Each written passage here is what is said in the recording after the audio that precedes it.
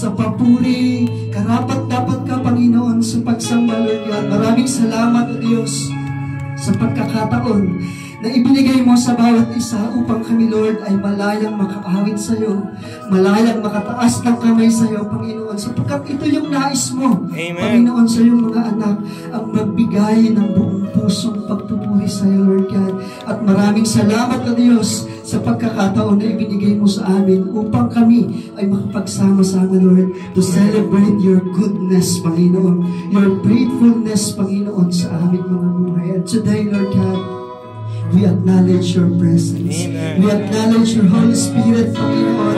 Without you, Lord God, we are nothing. Amen. Wala kaming maipagmamayabang, wala kaming maipagmamalaki kung wala ka sa aming mga buhay.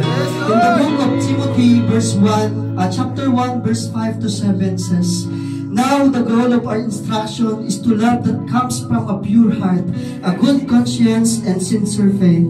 Some have departed from this and turned aside to fruitless discussion.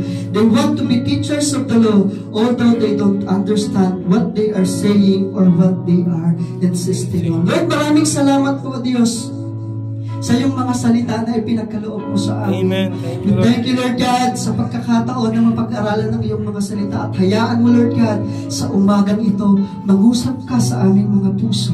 Buksan mo ang aming mga puso, Lord God, at ang mga salita na aming mapag-aaralan sa umagang ito ay manatili, luwago, at tumubo sa aming mga puso. At ito, Lord, ay malakaran namin sa aming mga buhay habang kami, Panginoon, ay naglilingkod at sumusunod sa iyo, Lord God. Lord, sa buhay ko na iyong gagamitin, ikaw ang aking Diyos, makapangyarihan, punong-puno ng kaalaman, Lord God. At sa umagang ito, hayaan mo na ang katalinuhan ng nagmumula sa iyo ang aking maranasan. Sa lahat ng mga salita na lalabas sa aking mga labi ay pawang magmumula lamang po sa iyo, Lord God. Lord, nagpapakumbaga ako sa iyong harapan at inaamin ko sa aking sarili na kung wala ka sa aking buhay, wala po akong magagawa.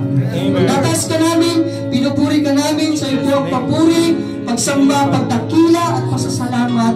Ang lahat ng anak ng Diyos ay magwika ng Amen!